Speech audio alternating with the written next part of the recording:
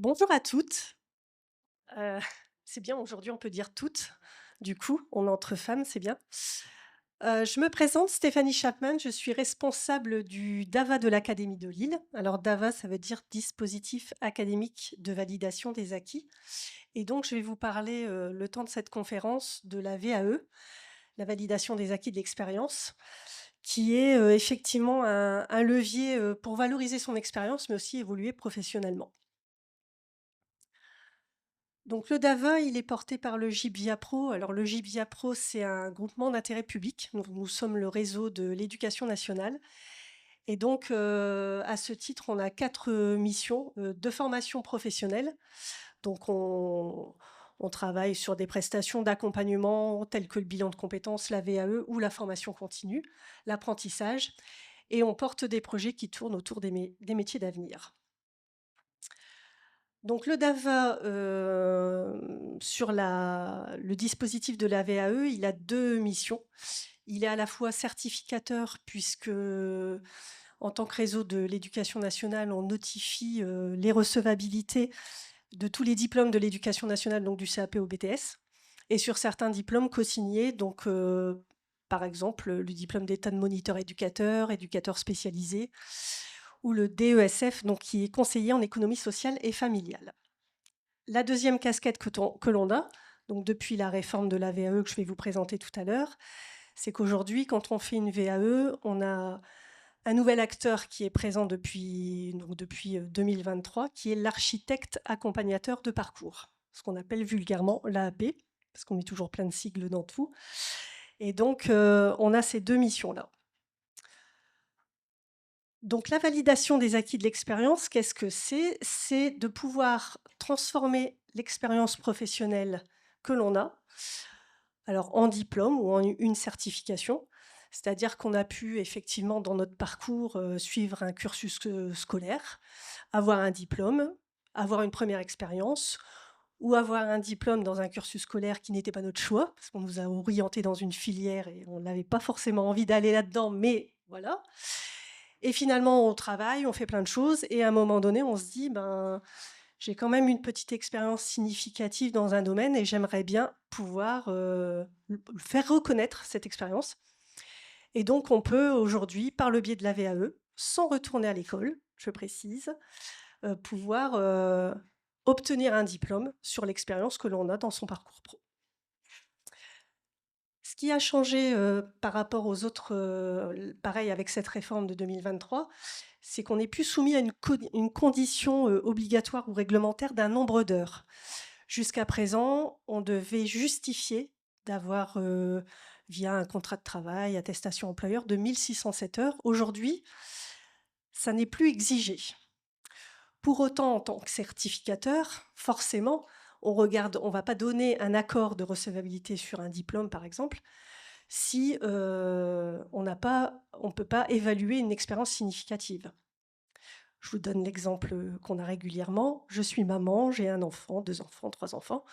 Je me dis: «Bah, c'est quand même du boulot», effectivement, hein, on ne dit pas le contraire, mais on veut faire un CAP à EPE, on va quand même regarder parce que les conditions d'exercice entre la maison, le domicile et la structure, bah, parfois il y a un gap et donc sans remettre du tout en cause l'expérience, d'élever ses enfants à la maison, pour autant le certificateur va dire: «Ben, il manque un gros bout quand même, par rapport au référentiel de diplôme» et donc ne pas donner de recevabilité. C'est pas pour autant qu'on est une mauvaise maman, hein, je précise. Donc pour qui? Ben, pour tout le monde. Il y a pas de condition d'âge, il y a pas de condition, de nationalité, il y a pas de condition, on peut être demandeur d'emploi, on peut être salarié, on peut travailler à temps plein, à temps partiel, c'est ouvert à tout le monde. Je ne vais pas dire de 7 à 77 ans, parce qu'à 7 ans, on ne peut pas faire une VAE, mais voilà, c'est en tout cas, il y a pas de critères obligatoires. Donc la VAE, c'est bien la troisième voie de certification. Le diplôme qu'on a, c'est exactement le même que celui qu'on a à l'école ou que celui qu'on aurait si on était en formation par apprentissage ou en formation dans un organisme de formation. C'est le même papier. C'est pas écrit dessus que vous l'avez obtenu par la VAE. Ceci étant, quand on échange, nous, avec des entreprises ou avec des employeurs, souvent, ils considèrent que Ben, quelqu'un qui a obtenu son diplôme par la VAE, c'est quand même fortement reconnu aujourd'hui dans les entreprises parce que c'est une vraie démarche. C'est pas juste je remplis un dossier, je passe un oral. Enfin voilà, il y a une vraie réflexion autour de tout ça. Et donc c'est plutôt bien reconnu par les entreprises. Donc pourquoi on entreprend une VAE? Alors il y a un certain nombre de raisons, hein. D'abord parce qu'on a envie de reconnaître, hein, je vous disais tout à l'heure, à 60%, c'est reconnaître l'expérience que j'ai. J'ai pas le diplôme qui correspond et j'ai envie voilà, de faire reconnaître ce que j'ai fait dans mon parcours. Je peux aussi faire une VE parce que j'ai envie de changer d'emploi. Soit j'ai besoin d'une VE pour accéder à un emploi ou pour obtenir une promotion. Donc parfois dans les entreprises, on va vous dire, bah, écoutez, il faut vous obtenir un bac+2, une licence ou un master pour pouvoir occuper tel ou tel poste. Aussi pour obtenir une augmentation de salaire, parce que parfois d'avoir un diplôme supérieur vous fait changer de grille dans votre convention collective. Et puis 16%, parfois aussi pour des raisons personnelles, d'avoir envie de faire une VAE. Donc si on prend le petit paysage, on peut avoir envie de passer des concours, on peut avoir envie d'évoluer, d'avoir un autre poste ou de changer d'entreprise en mobilité externe. Mais pour ça, on a besoin de se remettre sur le marché de l'emploi et donc d'avoir un diplôme. Donc je vous disais tout à l'heure, hein, la VAE accessible à tous, enfin, pas de critères d'âge, pas de critères de diplôme. Je peux avoir quitté l'école à 18 ans en ayant juste un bac. J'ai mené ma carrière, j'ai été technicienne, j'ai géré une équipe, etc., etc. Et puis je me présente à un conseiller en projet pro qui me dit bah, aujourd'hui, l'expérience que vous avez correspond à une licence professionnelle. Je n'ai pas besoin de justifier d'avoir déjà un bac+2 pour faire une VAE sur un bac+3. Je passe, mon expérience aujourd'hui vaut bac+3, je rentre en licence. Il n'y a pas d'obligation entre deux. On est bien sur l'expérience. L'expérience, je vous disais tout à l'heure, il n'y a plus d'obligation d'expérience, en tout cas validée par un contrat de travail. Aujourd'hui, on demande une expérience significative. J'ai été salariée, je suis bénévole dans un club de sport. Je prenais l'exemple tout à l'heure avec une dame, je lui dis ben, vous êtes présidente d'une association de parents d'élèves, vous montez des projets, vous travaillez en comptabilité, vous faites des supports de com, etc. Cette expérience-là, on va aussi l'apprendre. Ça ne sera pas que l'expérience professionnelle, c'est aussi tout ce que vous pouvez faire à côté. Vous aidez votre conjoint qui a une entreprise, enfin voilà, on prend vraiment l'expérience dans sa totalité. Donc évidemment, il faut quand même avoir une expérience en lien avec le diplôme visé. Et qu'est-ce qu'on prend aussi en compte pour compléter l'expérience? Vous avez fait un contrat d'apprentissage, vous avez fait un contrat unique d'insertion, des stages ou une POEC, on peut aussi le prendre en compte. Donc comment ça se passe? Aujourd'hui, depuis 2023, il y a ce qu'on appelle un portail national France VAE. Donc c'est un guichet unique qui regroupe beaucoup de certifications aujourd'hui. Notamment là, à ce jour, il y a plus de 1000 certifications qui sont inscrites. Ça veut dire qu'aujourd'hui, quand on veut faire une VAE, on va sur ce portail France VAE et on regarde si son diplôme est dedans. Si son diplôme est dedans, on prend un rendez-vous. Suite à ce rendez-vous, vous allez rencontrer un conseiller qui va vérifier avec vous la bonne certification. Est-ce que c'est un diplôme? Est-ce que c'est un titre pro? Est-ce que c'est du niveau universitaire? Est-ce que c'est un certificat de qualification professionnelle, pardon? Est-ce que c'est une certification d'une école de commerce? Enfin bref, il y a 1001 certifications. Quand je dis 1001, je ne me trompe pas. Mais sur le portail France VAE. Donc on vérifie avec vous que vous faites le bon choix de la bonne certification, parce que l'idée, c'est pas de vous envoyer dans le mur au moment du jury. Si cette certification n'est pas au portail, il y a encore ce qu'on appelle le droit commun. Et donc, c'est un parcours, je vais dire, plus classique, où là, vous prenez contact directement avec le certificateur concerné qui délivre le diplôme ou la certification. et vous rentrez dans une VAE de manière alors, plus classique. Je veux dire, le parcours est le même. La différence, c'est que dans France VAE, aujourd'hui, vous serez accompagné, sauf si vous choisissez de ne pas être accompagné, mais si vous choisissez d'être accompagné, vous serez accompagné par ce qu'on appelle un AAP, un architecte accompagnateur de parcours. Donc, qu'est-ce qui fait cet AAP? Vous avez d'abord donc une première étape d'accueil, information, orientation. Donc, vous avez des points relais conseils. France Travail peut vous renseigner. Le CEP peut vous renseigner. CEP, Conseil en évolution professionnelle. Le CEP peut vous renseigner. Enfin voilà, donc vous avez un certain nombre de structures qui vous informent sur la VAE. Suite à ça, vous vous inscrivez enfin, vous avez envie de faire une VAE, vous savez à peu près quel diplôme. Vous allez sur la plateforme France VAE et donc vous aurez la certification, l'AAP. Une fois que vous choisissez votre AAP, vous avez un rendez-vous avec lui. Lui va vous aider à constituer ce qu'on appelle l'étude de faisabilité, donc faire un dossier de faisabilité. Vous allez, dans ce dossier, écrire l'ensemble des expériences, des compétences que vous avez mises en œuvre pour constituer ce dossier qui va partir pour l'étape de recevabilité. Là, c'est le certificateur. Si vous choisissez un titre pro, par exemple, ce sera le ministère du Travail. Si vous choisissez un diplôme de l'Éducation nationale, c'est l'Éducation nationale. Ça peut être le ministère de la Santé, ça peut être plein de choses. Le certificateur dit vous êtes recevable ou vous ne l'êtes pas. Si vous n'êtes pas, retour au début. Alors, la non-recevabilité, ça peut être parce qu'il manque des éléments. On dit à l'AAP, voilà, il manque telle et telle chose, est-ce que vous pouvez revoir avec la personne? Peut-être que il y a eu des oublis, peut-être que dans le parcours, il y a d'autres expériences qui permettraient de pouvoir l'insérer. Enfin voilà, donc on donne quand même des indications et l'AAP revoit. Soit c'est faisable, soit ça ne l'est pas. Parfois, ça ne l'est pas. Ou parfois, on peut préconiser un autre diplôme. Si vous êtes recevable, vous passez à l'étape suivante, qui est la constitution de ce qu'on appelle le livret de validation. Ce livret, c'est celui que vous allez compléter, présenter vos activités, vos expériences, et qui va être envoyé au jury. Et c'est là-dessus que le jury se basera pour que vous puissiez être évalué. Alors, combien de temps ça prend? Parce que ça peut être une question. Si vous avez du temps et que vous vous y mettez à fond, ça peut prendre 2 mois, 3 mois. Si vous faites ça pendant que vous travaillez, que vous occupez des enfants et de tout le reste, ça peut être un peu plus long. Aujourd'hui, une VAE, en moyenne, on est quand même sur 9 mois. À partir du moment où on se renseigne, où on fait sa faisabilité, ça part au certificateur, vous avez la recevabilité, vous faites votre réalisation de parcours et le jury. Aujourd'hui, on est plutôt sur 9-12 mois que sur 3-6 mois.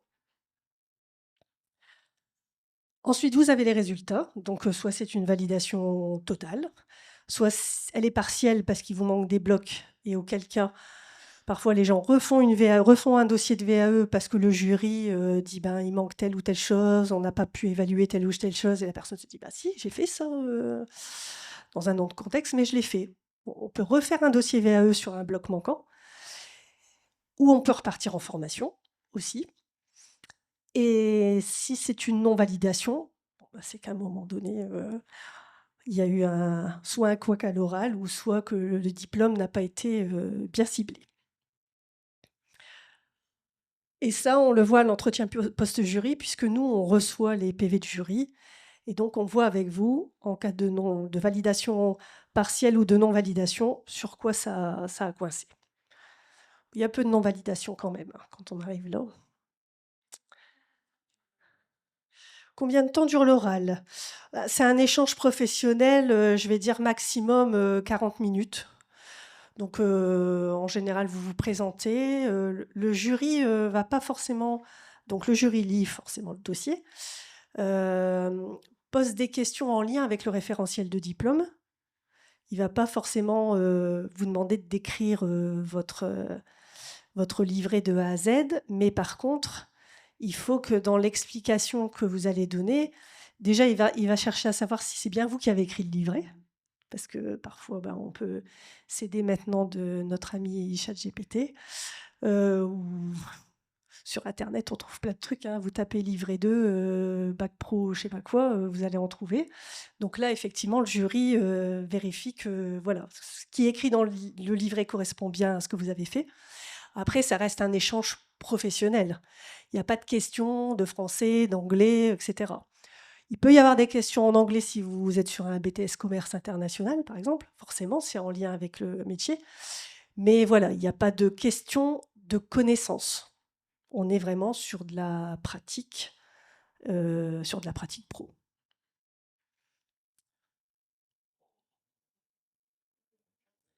Alors, la question pas qui fâche, hein, mais forcément, toute prestation de formation nécessite un financement. Donc comment on le finance aujourd'hui, son parcours VAE? Bah, soit on le finance personnellement, soit on a du CPF, donc son compte personnel de formation. J'ai assez de CPF, très bien, il n'y a pas de problème. Si je n'ai pas assez de CPF, je peux je peux solliciter un abondement. Aujourd'hui, les employeurs ou l'OPCO dont dépend l'entreprise peut abonder, c'est-à-dire compléter le bout qui manque, hein. L'organisme vous fait un devis, et l'employeur ou l'OPCO peut abonder. Il existe aujourd'hui dans le Conseil régional Hauts-de-France un abondement pour les demandeurs d'emploi. Alors, ça a été voté en juillet, ça devrait être effectif. On nous dit toutes les semaines que ça va être effectif. Aujourd'hui, ça n'est pas encore tout à fait. Mais voilà, il y a quand même dans les tuyaux la région de France qui met un abondement pour les demandeurs d'emploi. Alors, une participation éventuelle de France Travail à certains frais, s'il y a des frais d'inscription, par exemple, pour l'université, France Travail peut prendre en charge, mais uniquement dans ce cadre-là. France Travail ne prendra pas en charge l'accompagnement. L'accompagnement, c'est bien le conseil régional qui abonde sur cette partie. Et après, vous avez d'autres dispositifs, alors notamment avec Transition Pro, qui, via des dispositifs de transition collective ou avec les dispositifs de pénibilité, parce qu'aujourd'hui, on peut cumuler des points avec son compte pénibilité si on est dans un travail voilà, pénible, hein, forcément comme son nom l'indique. Et donc, ces points vous permettent d'avoir une enveloppe. Et donc, on peut utiliser cette enveloppe pour financer une VAE. Donc, il y a beaucoup de choses qui existent. Donc, en fonction de votre... Je ne peux pas répondre à toutes les questions parce que on est assez nombreuses et je pense qu'un cas n'est pas l'autre. Mais en fonction de votre statut et en fonction voilà, du métier que vous exercez et de l'entreprise dans laquelle vous êtes, il y a des possibilités. Mais ça, pareil, l'architecte accompagnateur de parcours voit cette partie-là avec vous, l'étudier avec vous.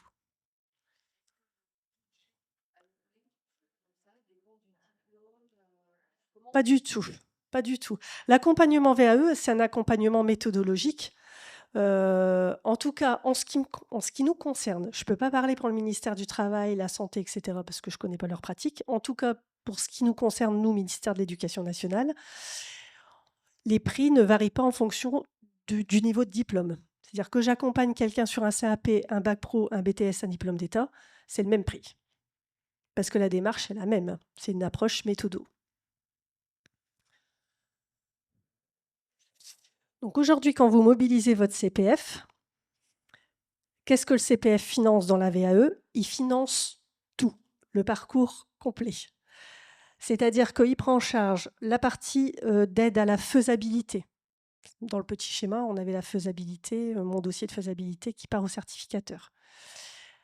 Il finance le parcours de VAE. Donc là, on est sur le livret 2, le livret qu'on rédige qui va être présenté au jury. Il finance éventuellement des actes formatifs complémentaires. Dans certains diplômes, on a une obligation d'avoir des certifications. Je vous donne un exemple, le diplôme d'état d'aide-soignant. Et ben pour se présenter au jury, il faut l'AFGSU2, c'est l'attestation de formation aux gestes soins d'urgence. C'est obligatoire. Si je ne l'ai pas, je ne peux pas avoir mon diplôme. Il y a d'autres obligations comme ça, hein. Le CAP AEPE, par exemple, petite enfance, il faut que j'ai le secourisme du travail. Donc voilà, on va vous dire au départ, quand on va vous recevoir, vous visez telle certification, attention, le jour du passage devant le jury, il faudra que vous puissiez attester que vous avez cette certification-là. peut être un CACES en logistique, par exemple. Ça finance aussi les frais de jury. Donc, les frais de jury dépendent de la certification que vous visez.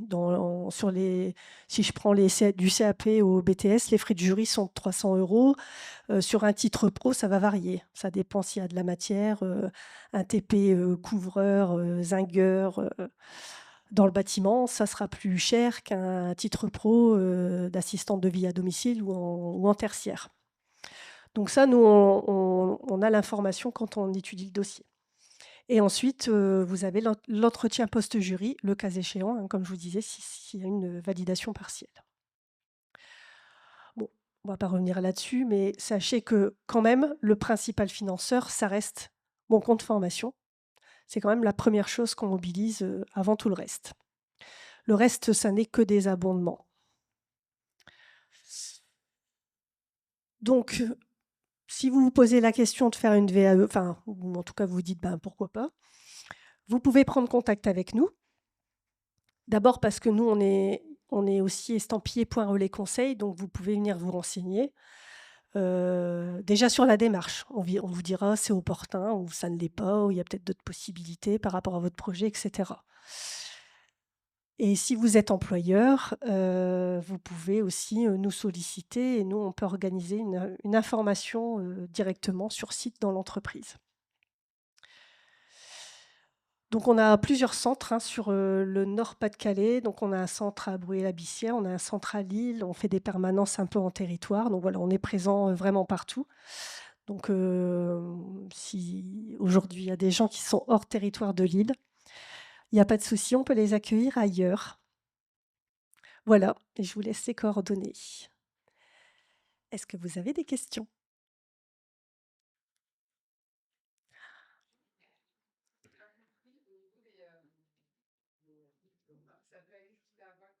Ça peut aller jusqu'à même école de commerce. Alors, ouais, nous, oui, parce que voilà, moi, je suis certificateur du ministère de l'Éducation nationale. Je ne suis pas certificateur pour les licences, masters, ça relève des universités. Par contre, si je suis architecte accompagnateur de parcours, je peux vous accompagner sur votre dossier, sur un master par exemple, mais le certificateur reste l'université. Aujourd'hui, l'AAP, il peut, comme je disais, hein, la VAE, c'est un accompagnement à une démarche méthodologique. Moi, ce que je vous ai présenté, effectivement, c'est la démarche du ministère que je représente. Mais il peut y avoir, les dossiers notamment de livret 2 peuvent varier d'un certificateur à un autre. Sur du titre pro, on aura ce qu'on appelle le dossier professionnel. Sur l'université, ce sera aussi un livret de validation, mais qui ne ressemblera pas au CAP boulangerie et qui ne ressemblera pas à une licence management et qui ne ressemblera pas à un CQP calorifugage, quoi, par exemple.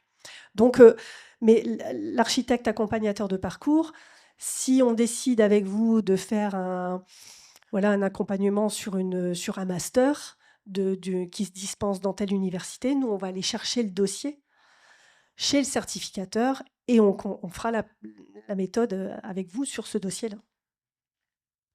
Mais oui, aujourd'hui, alors c'est vrai que parfois, moi je suis un petit peu embêtée parce que la dernière fois, c'est fini? Non, non, du tout. Ah, On a un micro magique. ok. Question suivante. J'ai eu par exemple quelqu'un qui m'a sollicité pour être AAP dans une école de commerce, une école privée. J'ai été un petit peu embêtée parce que d'abord, je connais pas du tout l'école. Elle est implantée nationalement, alors il y a un campus à Lille, mais que je ne connaissais pas, et qui demande 8 000 € de frais de jury. Bon, autant vous dire que je n'inclurai pas les 8 000 € de frais de jury. Donc, je lui ai conseillé de se rapprocher du campus et de faire la VAE avec eux. À la limite, qu'ils s'engagent eux sur leurs frais de jury, mais voilà. Donc, quand il y a des choses qui m'interpellent comme ça, soit j'envoie la personne directement chez le certificateur dans l'école qui a déposé la certification, soit elle reste avec nous et puis elle change de diplôme. Elle change de certificateur. Vous avez une question? Autre question? Non? micro magique, pour, Bon, en tout cas, si n'hésitez pas, on est, quand vous sortez de la conférence, tout de suite à gauche, on a notre stand. Si vous voulez qu'on discute et qu'on voit un petit peu, c'est vrai que c'est compliqué de prendre au cas par cas parce que forcément, on est vraiment sur du parcours, personnalisé, mais en tout cas, n'hésitez pas à venir, nous rencontrer. On est à votre disposition. Merci.